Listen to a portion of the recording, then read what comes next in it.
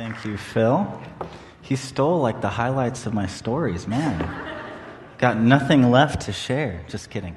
So anyways, if you know anything about Phil, you might know a little bit about our upbringing, but I have some photos to share. So our parents are missionaries in the Philippines, so I know it might sound like a big deal that I spent the last year as a missionary, but really I just went home to live with my parents for a year. So it wasn't all spectacular, but it was fun. So there's me, and then Phil's the guy in the yellow life vest. And next picture, here's us, and our mom's with us today too. She had different hair back then, but that's a carabao. That's a water buffalo that they use in agriculture in the Philippines, and we're riding on a little carriage behind it. Go to the next one. There's me with my dad. You know, I know a lot of pastors show pictures of their kids to get the congregation excited, but I don't have kids yet, so you're stuck with me. Just kidding. But anyways, I've been able to do some cool things as a missionary kid. It's not too bad. Zip line between two islands. So you start, go back. You start over on that island, and there's my sister behind me. And then you go over to this one. It's pretty cool, in a place called Palawan. And the next one, swimming with whale sharks, which is really exciting. They won't bite, although the first time you jump in the water with something the size of a bus, you get a little scared. Your heart forgets, logic. Your brain thinks, okay, that can't swallow me, but you just for a second, you think you're going to die. But anyways, I come from an interesting legacy. If you show the next slide, my parents aren't the first ones to be missionaries in our family. So if you look on the left, it's my mom. Her parents were missionaries in Africa, in Zaire, which is now part of the Democratic Republic of the Congo. So they were there for their whole career. And then my dad's family on top, they were missionaries in the Philippines as well, in a different area. And then there's a picture of my parents before we were born, planning to be missionaries in the Philippines on their first trip. So it's not a new thing in our family. And growing up, I was always asked, oh, so you're going to be a missionary? And I was like, I don't know about that. I wasn't sure. Most pastors' kids will know that that's a question they get asked, and it's kind of weird, and I never thought I would be. But last year I was. This next picture is a picture I used for my prayer card. It's super Filipino. I made one of these little prayer cards before I went out. That's the flag on my shirt and my belt buckle, and that's the map of the Philippines on my water bottle. So I made a really fun little picture. And like Phil said, I went to South Africa right before the Philippines. If you go to the next slide, that's me in the middle of a township with Aaron. We're the two guys that look different there. And Vuyo, I'll talk about him a little later. He's the fancy dressed one, but that's a township. So I'll talk a little bit about those. But if I look familiar, if you go to the next slide, I was here, KHS, for a year. 2007, 2008, I played football. I say I practiced football. I didn't really play football, but I mean, when you haven't played football, you grew up in the Philippines, most Americans don't realize it's called American football because we're the only country that plays it. People always ask me, oh, did you play football in the Philippines? No, it's football over there. It's different. But anyways, moving on. I'm excited to speak with us today. I know it's a difficult time for the church, this week especially, and God brought me here. This is the 1 week I had the opportunity to speak. So I think it's no accident that I'm able to give the leadership here a break. But I feel privileged and honored to be able to encourage you guys today. And that's what I think God has for us. And I pray that I can be an encouragement to you guys. Pastor Tim has a really cool, exciting series on love planned in the summer. And I'm really excited to open us up and introduce this series. Unfortunately, in our culture and our society, love has lost a lot of its meaning. We use it for all kinds of things, especially the English language. We don't really have a word that represents a lot of what the Bible means by love. Hopefully today you'll get a better understanding of that. But the world communicates this love that's very, very different from what God talks about in His Word. But love is a pretty critical part of human life. Actually, if you study history in the 13th century, Emperor Frederick II, in the Roman emperor, or he was a Roman emperor, he wanted to do an experiment. He wanted to see what babies or what children would speak, what language they would speak if no one taught them how to speak. So he thought, okay, if we just raise up babies and never speak, what language will they speak? Latin, Greek, what language would it be? So he had 50 nurses, and they cared for these babies. They were allowed to feed them, bathe them, but they couldn't speak to the babies. No lullabies, no eye contact, no cuddles either. They just raised the babies, giving them food and taking care of them. The experiment was actually a failure. All the babies died. None of them survived. So although they had all their physical needs met, although they didn't receive love, they all died. And modern times, psychologists have found a connection between love and connectedness and our psyches and our mental health. In fact, I live in San Diego most of the time, and summertime is always about going to the gym. You have to get that beach body, go work out, get physically healthy. But studies show that actually a circle of close friends and strong family ties can boost a person's health more than exercise or losing weight or quitting cigarettes and alcohol.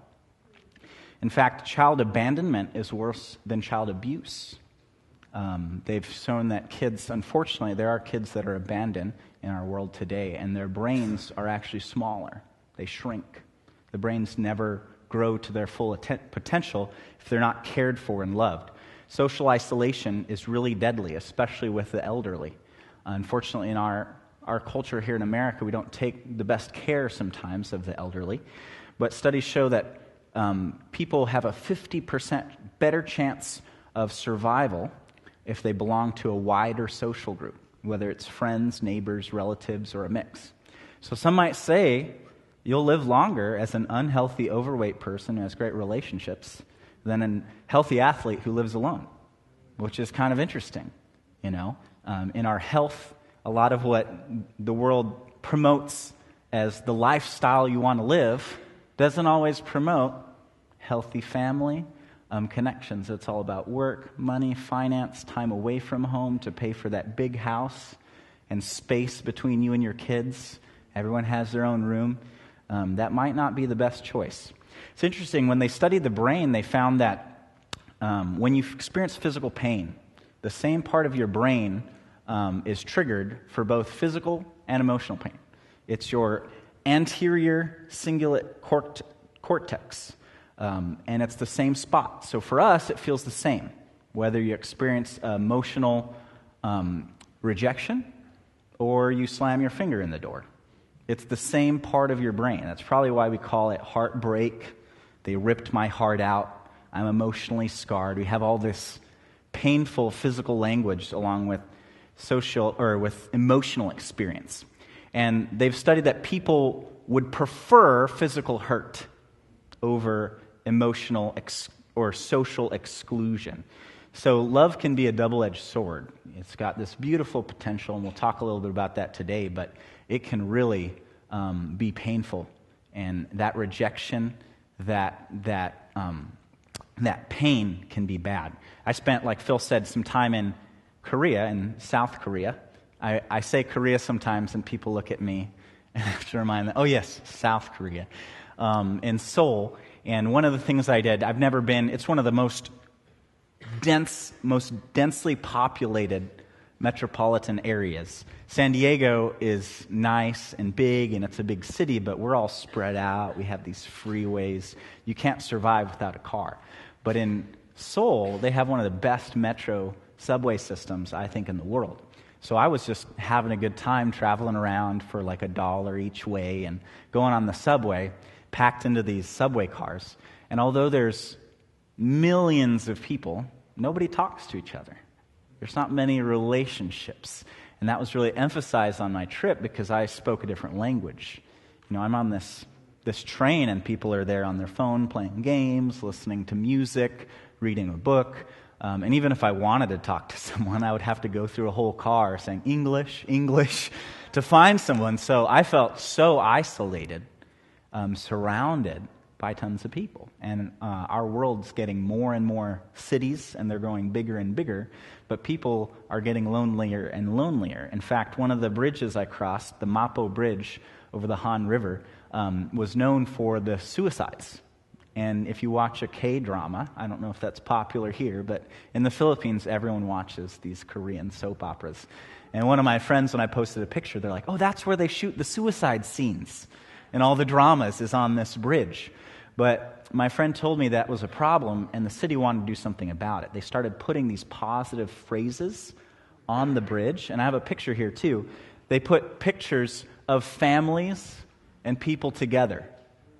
They also had pictures of food. I think that works for others of us as well. But if you're on the edge of the bridge, and then you see a picture of this family, it reminds you about love and relationships. But why are we this way? The Bible actually has a very clear explanation. And if you want to open up with me, or on your phones, whatever you follow along with, the very beginning, Genesis 1, chapter or verse 26, and I'll be covering a lot of verses, and I'll show a video later that covers a ton of different verses. I'd encourage you guys just to write them down, and as you do your quiet time this week or prepare for the series, just read through them, read the whole chapters, see what God has packed in there for you. I can only cover a fraction of what God has for you today. But Genesis 1, verse 26 says, "Then the Lord said, 'Let us make mankind in our image and our likeness.'" Most people don't catch it, but it says our, not my. It says our. Why is it our? Because God is a Trinity. It's hard to wrap your mind around it, but there's three persons in one. We don't have that in our existence in this physical world, so it's really difficult to imagine, but that's why it says our image. And what does it mean to be three in one? That means that before time started, before he created anything, he was in a loving, communal relationship for all eternity. God has never been lonely because he's three in one. God was never alone. He's a Trinity. So if we're created in that image, if God's very nature is relational, he identifies us to us in his word as Father, Son, our Heavenly Father, all these familial terms. It's no wonder that we are created in that image, and wired in our very nature is this desire for relationship and connection.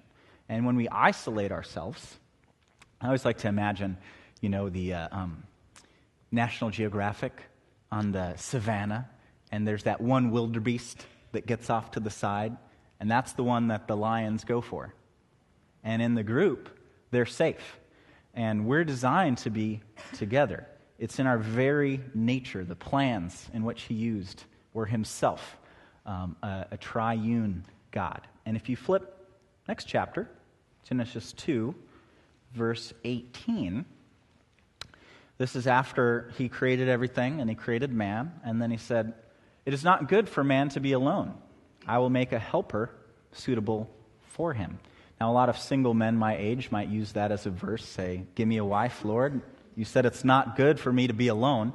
But I think there's much more in this verse than that. It's about us as people being together. And God's shown me in my singleness, you don't need a relationship to be happy and fulfilled. You need relationships, not necessarily romantic. And I did sales for 8 years, door to door, in the summer. So every year it was about 2,000 to 3,000 people I encountered. And many of those I was in their homes, talking to them, getting to know them. And although we were selling products for kids, so most of the people we talked to were families, I ran into a lot of hermits or people who were isolated and people that didn't like to see others, and they just had their space. And I never found a happy person in all my time. The thousands, 3,000 times 8, 24,000, 16 to 24,000 people that I met. I never found a happy, isolated person. They were all suffering from something. So if love is so important, it's important to understand what it is. And our world doesn't give us the best definitions. The media does not portray the best examples of love.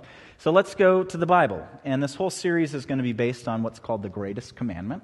You guys might know Matthew 22 if you want to start turning there. It's also in Mark 12. A lot of things in the Gospels are in two places, but Matthew 22, 36 through 40, this is a passage where a Pharisee or a teacher is challenging Jesus, trying to catch him, because we know about the 10 Commandments, but Jewish people actually had 613 laws in the Torah. So they were saying, which one's the best? And they imagined Jesus would just say, get stumped. But this is his response. Jesus replied, "Love the Lord your God with all your heart, with all your soul, with all your mind. This is the first and greatest commandment. The second is like it. Love your neighbor as yourself." And this is really powerful. He says, all the law and the prophets hang on these two commandments. Now, some of us, if you have a study Bible, or you use Bible Gateway or some app, these love the Lord your God and love your neighbor as yourself, Jesus is actually quoting Old Testament scriptures. And the video I'll show in a minute will show you those scriptures. But it's interesting. He says, all the law and the prophets hang on these two commandments. A lot of us don't know what that means, but back then they didn't have a Bible. They had the Torah, which is translated often to the law, and a lot of the Old Testament books are the major and minor prophets. So he's referring to this. We didn't have the New Testament back then, but everything here hangs on these two commandments. And if you looked at the Mark translation, it says, there is no commandment greater than these. And if you break it down, there's three of them, and that's what we'll be covering over the next few weeks. There's love the Lord your God, and then there's love your neighbor as yourself. And you might think, oh, that's two. But if you say love your neighbor as yourself, there's three. So we're going to be learning about loving God, loving others, and loving yourself. But today I just want to introduce it. And to do that, I have this video. If you've heard of the Bible Project, they do some excellent work. That documentary I shot was trying to be an idea we were presenting to them to try to start a documentary series, but it's still being edited. You can't watch it yet. I wish I could. But anyways, this is a video about love and what it means in the Bible by love. So enjoy and write down the scriptures so you can get them in your devotions. Let's watch. So if you've heard of Jesus, you probably know about one of his famous teachings called the Golden Rule. Do to others what you would want them to do to you. And this, actually, is a restatement of something else that Jesus said, that the meaning of life is to love God and love your neighbor as yourself. Now, that's really beautiful, but what does he mean exactly by the word love? It's an unclear word in English, because you can love your mom and you can love pizza. And if the word love means the same thing in both of those cases, your mom's going to feel real bad. So what did Jesus mean in his language? Well, first of all, this love your neighbor phrase is a quotation from the Hebrew scriptures, where the word for love is ahava. However, the language Jesus spoke and taught in from day to day, it was a cousin language of Hebrew, that is Aramaic, in which the word for love is rachma. But then, as Jesus' followers spread his teachings around the world, they translated them into Greek, using the word agape. But here's what's fascinating. The earliest followers of Jesus, who wrote the books of the New Testament in Greek, they didn't learn the meaning of agape by looking it up in ancient dictionaries. Rather, they looked to the teachings of Jesus and the story of his life to redefine their very concept of love. So, one time, Jesus was asked about the most important command in the Jewish scriptures. And he first quoted from the ancient prayer in the Torah called the Shema. Love the Lord your God with all of your heart. So, love for God is the most important thing. But then Jesus quickly followed up by saying another command from the Torah was also the most important, to love your neighbor as yourself. So, which is the most important, loving God or loving your neighbor? Jesus' answer is yes. To ask the question means you don't get his point. For Jesus, they are two sides of the same coin. Your love for God will be expressed by your love for people, and vice versa, they're inseparable. And so this makes it clear that for Jesus, agape love is not primarily a feeling for someone else that happens to you, like our phrase, I fell in love. For Jesus, love is action. It's a choice that you make to seek the well-being of people other than yourself. Jesus also went on to teach that genuine love for God and others means seeking people's well-being without expecting anything in return, especially from people who are in difficult situations, who can't repay you even if they wanted to. According to Jesus, this kind of generous love reflects the very heartbeat of God. And he took this even further. Jesus said that the ultimate standard of authentic love is how well you treat the person that you can't stand. Or in his words, you shall love your enemy and do good to them, expecting nothing in return. For Jesus, this kind of enemy-embracing love imitates the very character of God himself. Now, we wouldn't be talking about Jesus still today if he had only said things like love your enemy. This is how he actually lived. Jesus was constantly helping and serving the people around him in very practical and tangible ways. And he consistently moved towards poor and hurting people who couldn't benefit him in return. He showed love for the forgotten ones, the people who usually fall through the cracks. And when Jesus eventually marched into Jerusalem, he made himself an enemy of the leaders of his people by accusing them of hypocrisy and corruption. But then instead of attacking his enemies to overthrow them, he allowed them to kill him. Jesus died for the selfishness and corruption of his enemies because he loved them. After Easter morning, Jesus and then his followers claimed that it was the power of God's love for the world that was revealed in Jesus' life, death, and resurrection. As the Apostle Paul put it, God demonstrated his own agape for us in this: while we were still sinners, the Messiah died for us. Or in the words of the Apostle John, God's own agape was revealed when he sent his one and only Son into the world so that through him we could have life. And for John, then, this leads naturally to the conclusion, beloved ones, if that's how God has loved us, then we ought to show love for one another. So Christian faith involves trusting that at the center of the universe is a being overflowing with love for his world, which means that the purpose of human existence is to receive this love that has come to us in Jesus and then to give it back out to others, creating an ecosystem of others-focused, self-giving love. And that's the New Testament meaning of agape love. So yeah, the Bible Project, that's their little logo. You can look them up. It's always fun. They have a video about every book in the Bible. So whenever I start reading a new book, especially in the Old Testament, something I've never read before, like Micah or something, I'm like, what in the world is this? I've never had a scripture or a preaching on this. I'll watch their video first. But anyways, it talked about how if that's how God loved us, we ought to love others. It's really cool that we just so happened to sing that song today, So Will I. And that's what the whole song's about. If Christ did that, so will I. He died for those that persecuted him, so will I. That's the calling of love that's upon us as Christians. And it's a difficult calling for sure. I think it's really interesting. It talked about how Jesus specifically moved towards poor and hurting people. In our world today, we glorify people that do good things, altruistic people, people that give a lot of money.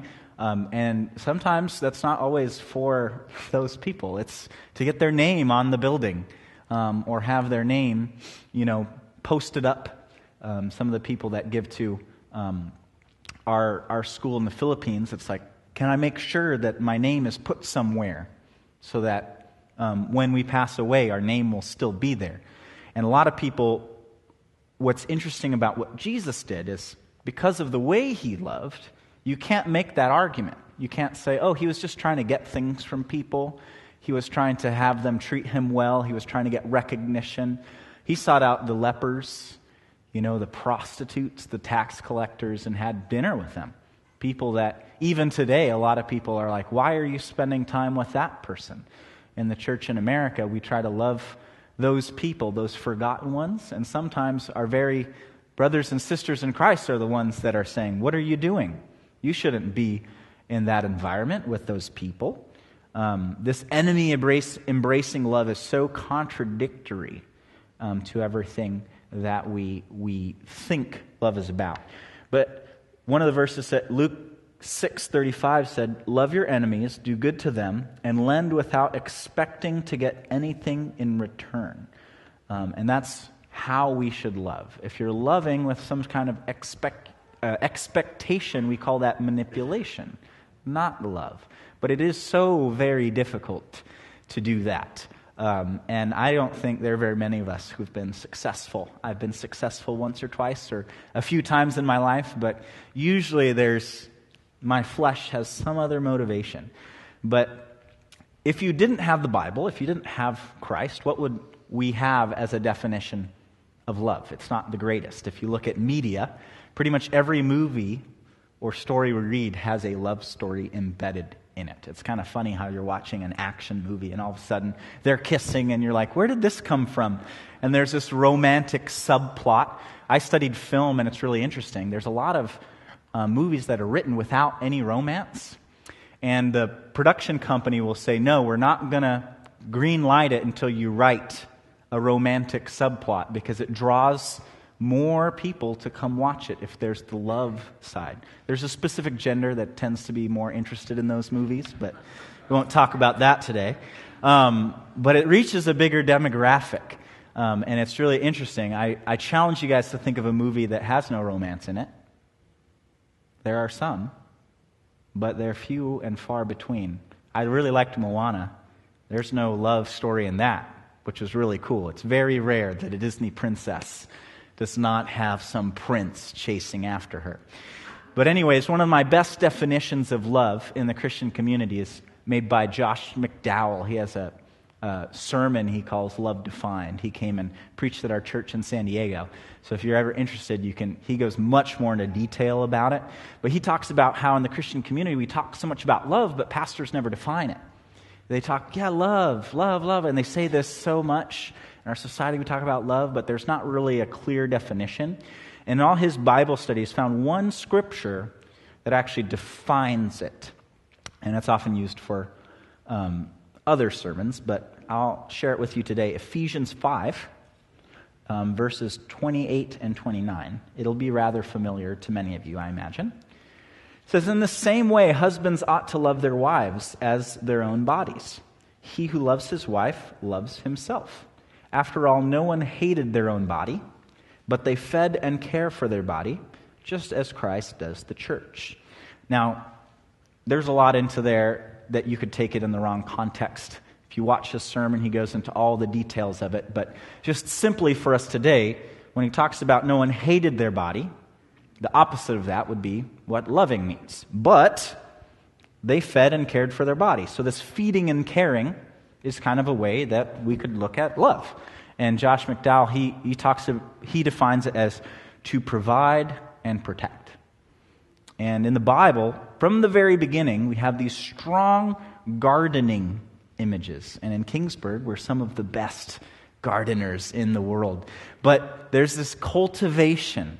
And if you look at what gardeners and farmers do, they plant a seed, and they have to protect that. Phil and Cassie have a little garden, and they have the fence that keeps the dogs out, the invisible fence, because even though they built a physical fence, the dogs weren't stopped. So they have to protect those vegetables, and then they have to provide sunlight. They have to provide water for them. And that image of cultivation, it's harnessing the raw potential and making something more and new out of it. And if you look at what it means to love somebody, a lot of times, especially husbands and wives or parents to your children, you see some raw potential there.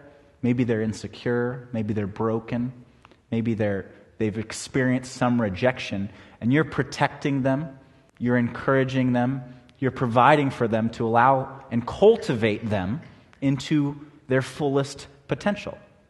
But that doesn't come naturally for us since the fall. Jeremiah talks about our hearts are desperately wicked and deceitful above all things. So we're born takers. We didn't have to learn how to not share or say mine. If you have kids, you know, you didn't teach your kids that. You tried to teach them the opposite. Who taught you to disobey your parents? I don't think anyone had to teach you how to do that.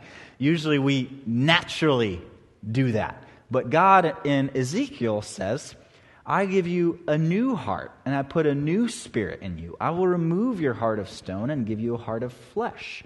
And choosing to love, like the video said, it's not just a feeling. You're not always going to feel it. It's a choice And it's okay if you choose to love your enemy and you don't feel overwhelming with great and positive emotions for them. I think it's natural to feel a sense of like, I don't want to give you this, but I'm going to do it anyways. It's a choice. You kind of have to push yourself into that love. I think if it came easy, it wouldn't be love.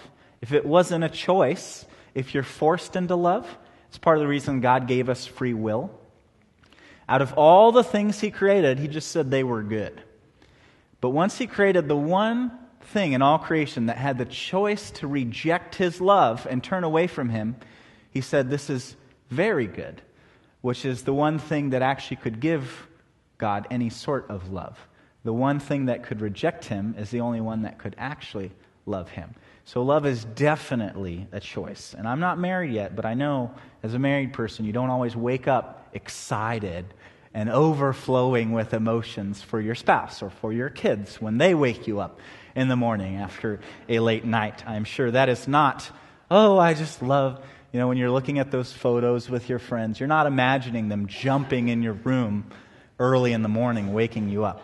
So God gave us that choice, and that's a lot of our life and sin and salvation as a whole. We can choose to see God's definition of what good and evil is and follow His law and what He has in His Word, which the greatest commandment says is love. Or we can choose to define it for ourselves. We can seek our own self-promotion. If you look at what Adam did in the Bible, it's not about fruits. It's about you will be like God. You will know good from evil. It's the ability to decide for yourself and choose, I will define what was evil as something good. And Adam and Eve in that choice, it said, I will be like God. They were seeking their own self-interest. That's the opposite of love. They weren't seeking anyone else's self-interest. They were seeking themselves. So anyways, how can we do this thing that is so hard for us to do naturally? We have to be plugged into the source. We find out from God's Word and through God what love is. And I've been blessed with a new phone, but before I got this, I don't think missionaries should have this phone, but it was a 2-for-1. So thank you, Verizon. But anyways, before this, I had a 5S. And right around 80%, 50%, it would just decide, I'm done for the day. I'm turning off. And I'm not going to turn on again until you plug me in. And these phones are great, but if you plug them in for 5 days, it's not going to give you any longer charge than when you get to 100. They're limited. We're limited beings. There's only a certain amount of love that we can absorb and hold on to, and we'll run dry. That's why I think the video is so cool. It says, trust that in the center of the universe is a being overflowing with love for His world. And the meaning and purpose of human existence is to receive this love that it comes to us in Jesus and give it back out to others, creating this ecosystem of self-giving love. You can't keep it for yourself. Rick Warren in Purpose-Driven Life gives this cool illustration of the difference between the Sea of Galilee and the Dead Sea. And the Sea of Galilee is a lake full of life, and it was water coming in and water flowing out. The only difference with the Dead Sea is there's no water flowing out. And that's created a toxic environment where nothing can live. The lake has stagnated. And here I have a quick little illustration for you guys. It talks about us being vessels in the Bible a lot. And if you think of God as being your source, right, He's the pitcher, and this is a limited pitcher, but God is infinite. So this isn't a perfect illustration, but we get filled up with His Word and filled up with love. And once we're full, there's nothing else that we can receive. The only way you can receive more is once you go over here and you give it away. And you start loving someone and giving that out. And that makes space for God to fill you up some more. If you sit there and just try to think, I'm going to absorb and gain all this love for myself, you'll never get any more. You're going to be at 100% charged. You're never going to get anything extra. And there's always going to be a limit to how far you can go, how many pictures you can take on your phone before you're at zero again. So I think it's best to empty as much as you can out, as often as you can, to as many people as you can, so you can get as much. It's almost selfish in a way. You get more love the more you give away. And the Bible talks about how we're broken vessels. So I always like to imagine like picking up water in your hands. And if you're trying to bring water to someone else, by the time you get there, you barely have anything left. So your goal is to try to stay as close to the source as possible and get as quickly as you can. And that's the only way that you'll make any difference with your hands. And that's what we are. We're broken vessels, and if you don't stay close to His Word, you don't stay close in this intimate relationship with God, you're just going to run dry super quickly. And once you give your vessel into God's keeping, it's like feeding the 5,000. He multiplies your little itsy-bitsy potential of love into more than you could ever imagine. It's like imagining an ocean of love behind you, because some people are like, I can't love that person. We all have those friends. We all have those family members in our life that you're just like, I just can't. I've had enough with them. And you think, if I give them any more love, I'm going to be exhausted. But if you realize there's a whole ocean behind you, and if you just open up, you will have limitless potential. So to finish up, I want to summarize these 3 points to get us ready for this series. Love God, love others, and love yourself. For love God, if you go to John 14:15, I'll keep it simple for time's sake. It says, if you love me, keep my commands. And everything in this word, it's not about laws, it's not about following rules. They're not fences to keep you in. They're guardrails to keep you from falling off a cliff. And if you truly understand the word the way it was written, it's a love letter to you to keep you to have the most fulfilled and happy, joyous life. There's happiness from external circumstances, and then there's the joy of the Lord that's my strength. Regardless of what happens to you, you can have joy. And that is keeping His commands. It's not just laws. It's living a lifestyle, creating a whole new way to be human that was modeled in Jesus. Number 2, loving others. Philip talked about some of my experience. I don't know if anyone here has enemies or people that have hated them, or people that have tried to kill them, but I have. I don't want to scare you guys from missions trips, but I haven't had the best luck with them. I went to Haiti on my first missions trip, and it was supposed to be 2 weeks. We were there 3 days and got evacuated by the UN. There was a mob, about 250 people, roaming the streets with machetes and rocks, trying to kill Americans. We had, as America, there was a drug lord who was a local hero in that area, and America took him without any trial. And they said, if you took our Haitians, we're going to take your Americans. And they were roaming the streets looking for us. So we were stashed away in our hotel. I could talk forever about all the things God did to protect us there and keep us safe and give us peace that transcends understanding. I was not scared. I took a nap, actually. They knocked on our door and they were worried. Are you guys still there? And we're like, oh, sorry, we were sleeping. Because He gave us a peace. They were at our gate. And I took a nap because I was exhausted. But 2 of the people in our group, the one that started the orphanage was a Haitian, and his son was half American.